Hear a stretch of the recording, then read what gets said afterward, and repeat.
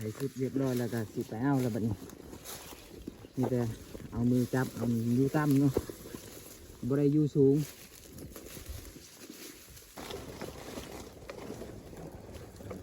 ขัดหูมันบัดนี้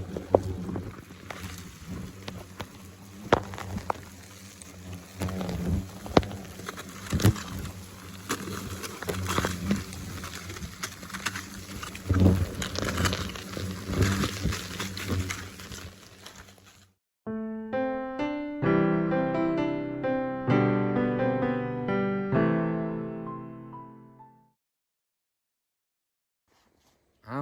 สบายดีพี่น้องเนาะมื้อนี้ก็อยู่กับบ่าวคอนคือเก่าพี่น้องมื้อนี้ก็มาเอาต่อหูเสือคือเก่านี่กับอาจารย์ใหญ่เพิ่นเนาะเพิ่นเจอแล้วครั้งหนึ่งพี่น้องนี่กำลังสิเข้าไปเอาเนาะไปจัดการเลยนี่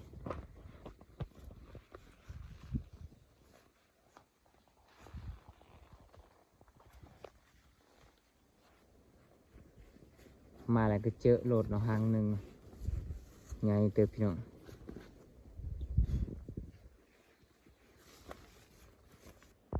นี่ทางต่อเห็นบ่นี่เห็นบ่ใหญ่พี่น้องไปเข้าไปบัดนี้จะไปแย่หนึ่งคือจำหนึ่งไปเลยคือใหญ่จะกัดมัน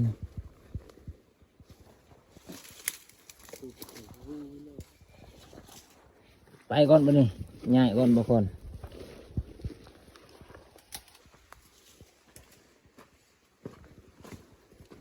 ขาอยู่รถไปเลยพี่น้องเอ้ย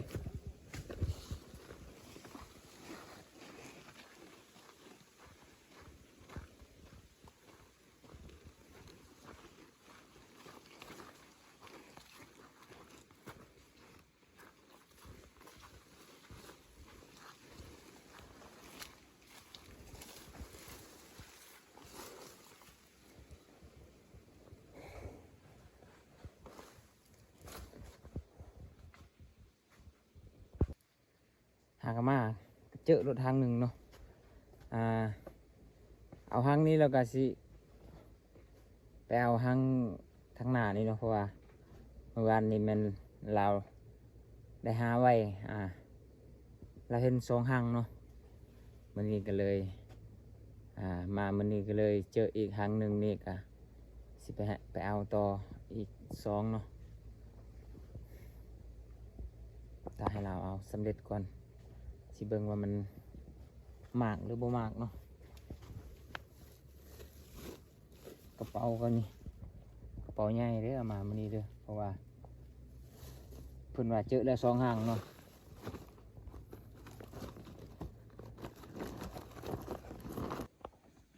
เอาตอนนี้ก็ได้มาแล้วโอ้ใหญ่เว้ยใหญ่พอสมควรพี่น้องโอ้ตัวนี้บ่มีอันนั้นเลยมีอยู่แต่ยังบ่หลายสลาใช่ป่ะเครปกระเป๋าเยอะ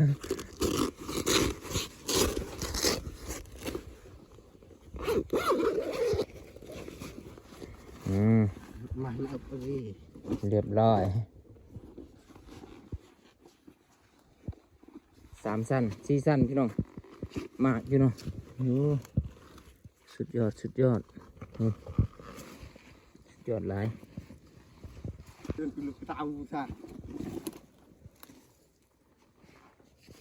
ต่อไปสิเอาหางตัวทางหน้านี่เนาะ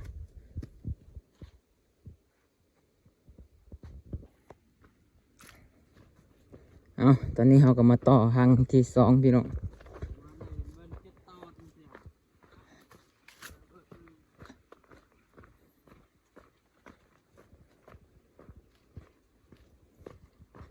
อย่างลงทางสวนมันเละกันชนะหันกันเละชนะหัน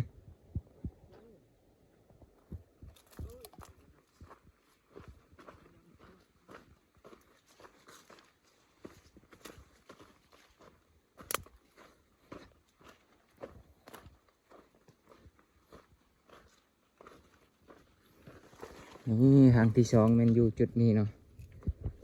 อยู่จุดแขนส่วนมันต้น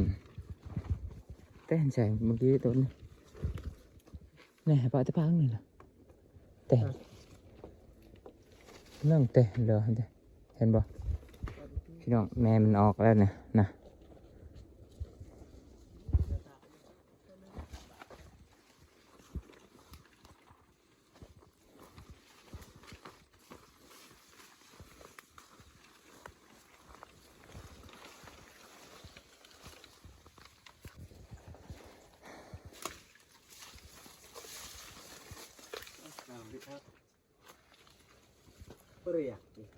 โอ้ปืดเอ้ยตอนนี้ก็เข้าในมาเรียบร้อยพี่น้อง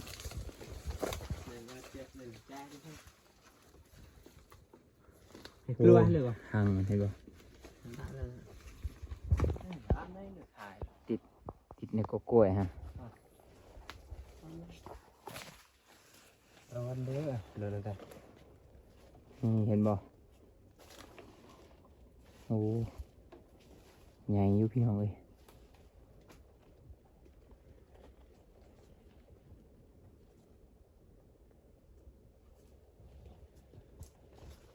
เอาเป็นไรกันคือเอ็นตัวมือเลยแม่มันพี่น้องเอ้ย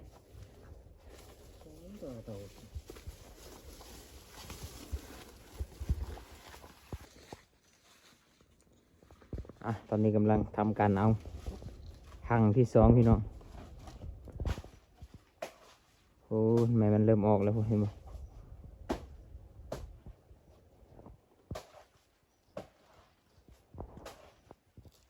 แม่มันร้ายพี่น้อง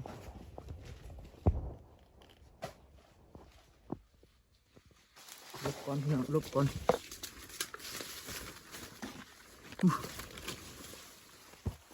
แม่มันร้ายขนาดเลย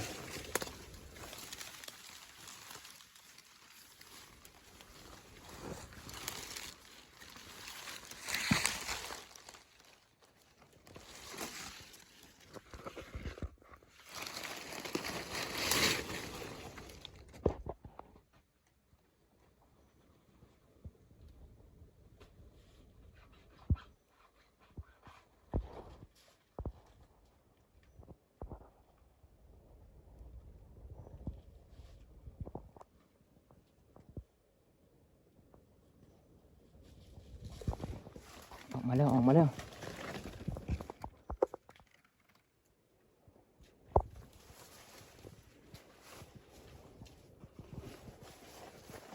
ถอยลบก่อนเพราะว่าแม่มันนั่มมากพี่น้องเอ้ยเฮ้ย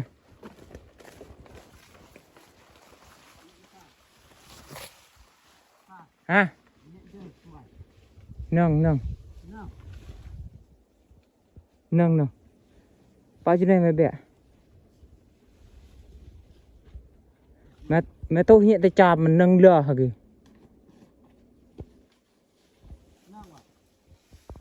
nhẹ chưa nhẹ chưa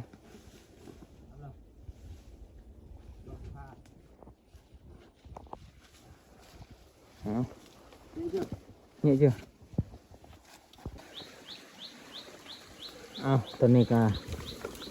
เราก็ได้เอาหังที่สองสำเร็จแล้วพี่น้องเนาะก็เลยหากันเลาะหาตามห้วยนี่อีกเบื้องว่าสิเจออีกหรือบ่ว่าเห็นแม่มันบินมาทางนี้หลายโตพี่น้องเลยก็เลยเลาะห้วยเบื้องก่อน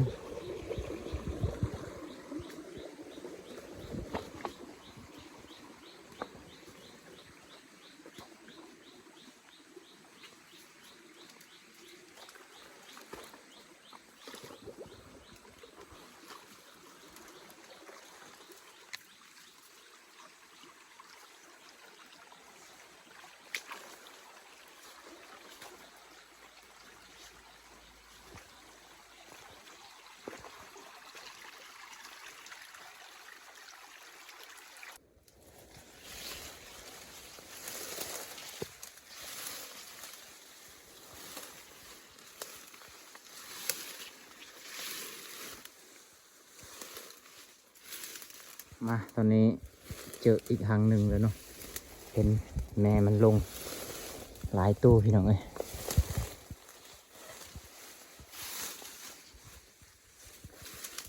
ก็เลยสิเขาไปจอบเบิ้ง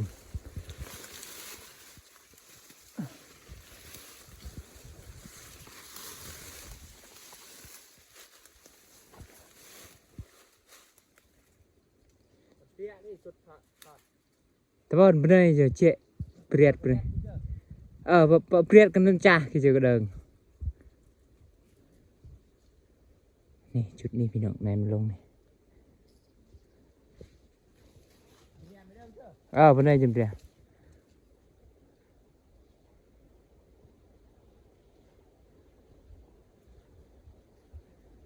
เบิ่งมาขอนสีขาวใน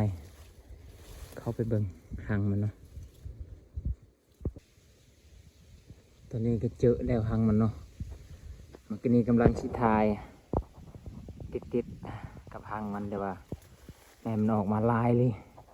แม่มันไล่มาพี่น้องเลยเบิ่งนะลายตัวดีแม่มันเห็นบ่นะพูดโอ้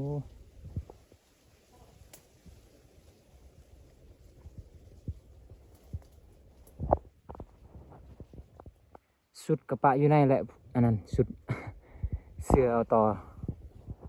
มันไล่ออกมาก่อนนี่มันไล่อาจารย์เขานี่ เกือบบรอด ไปเท่านี้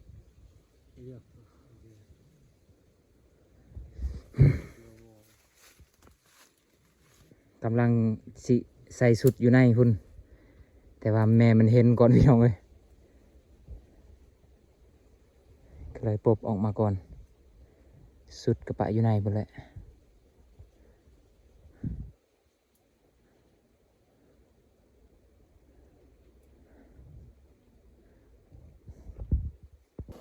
ตอนนี้จะเปลี่ยนคนเอาเนาะเพราะว่าอาจารย์เขามันชีดตาเลยพี่น้องเอ้ยถึกน้ำยามันชีดตาแสบตาเลยเปลี่ยนกันเนาะตอนนี้ก็ใส่สุดเรียบร้อยเลยพี่น้องใส่สุดเรียบร้อยแล้วก็สิไปเอาแล้วบัดนี้นี่แต่เอามือจับเอาอยู่ต่ำเนาะบ่ได้อยู่สูง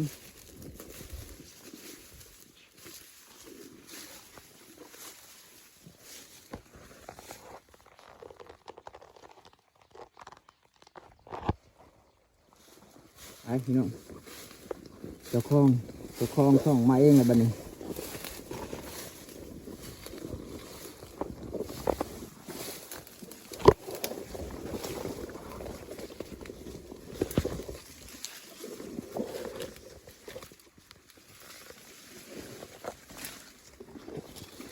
ถูกทางมันให้บ่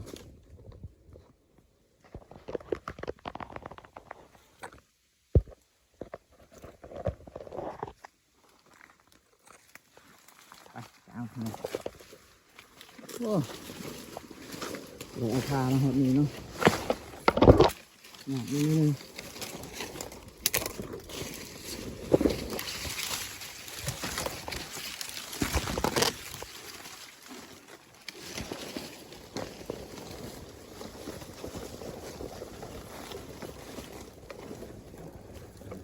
หัดหูมันเลย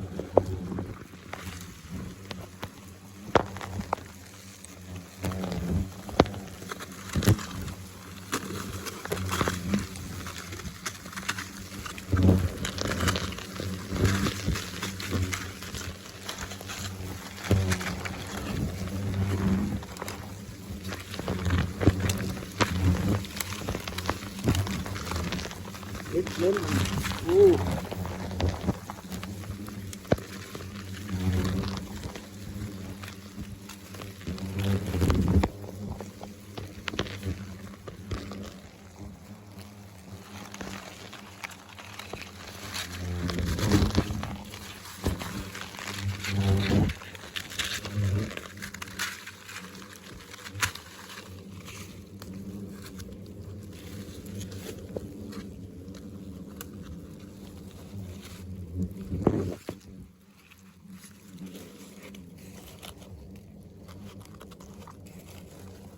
มีแต่3 ชั้นซื่อๆพี่น้องเห็นบ่แต่ว่ามันเป็นมากได้ยามนี้เลยส่วนลายมันจะบ่ใหญ่เนาะอันนี้แหละ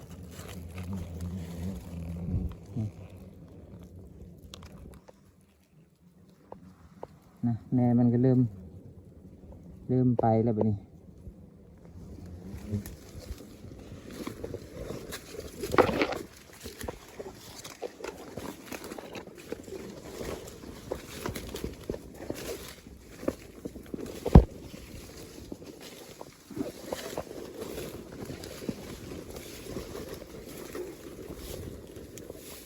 อยู่อันน่ะอยู่ให้ดนบ่ได้เนาะเพราะว่า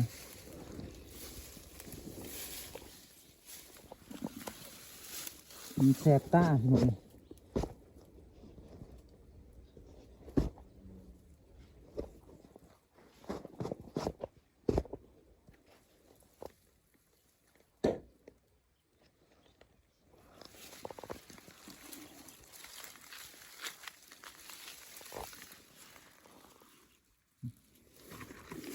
ส่วนลายมันแม่มันตอดเขาบ่ได้มันมักจะฉีดเนาะฉีดน้ำยามันเข้ามาเนาะเฮ็ดให้แสบตาพี่น้องเอ้ย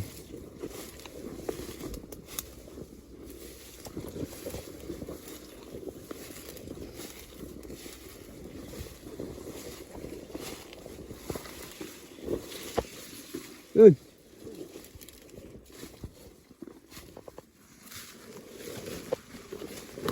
โอ้ลงมือครับตัว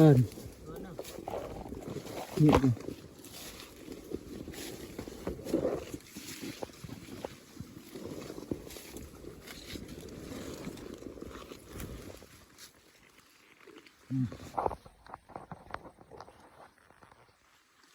อยู่ในสุดมีปานอบผิวพี่น้องเอ้ย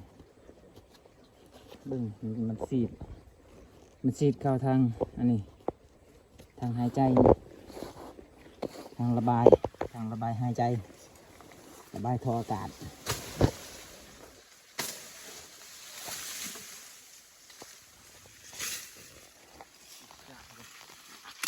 เจ็ดฟ้าหักมาตายดิอากาศมันไม่สิ้นครับโอ้ยแล้วไหวเลยโอเคพี่น้องเนาะตอนนี้บอกก่อนกะสิเดินทางกลับเนาะเพราะว่าได้เอาต่อกะ3 หั่งแล้วเนาะบอกก่อนเรายัง2 หั่งแค่นี้แต่ว่าหั่งหนึ่งฮะมันน้อยโพดเนาะก็เลยไม่ได้เอาแล้วกะได้เจออีกหั่งหนึ่งเนาะหั่งสุดท้ายเนาะกะง่ายเติบเนาะก็เลยพากันเอาก็เลยได้3 หั่งคือเก่าเนาะตอนนี้ก็สิพากันกลับเนาะเพราะว่ามันก็สิมืดแล้วโอเคเนาะเจอกันในคลิปหน้าเนาะ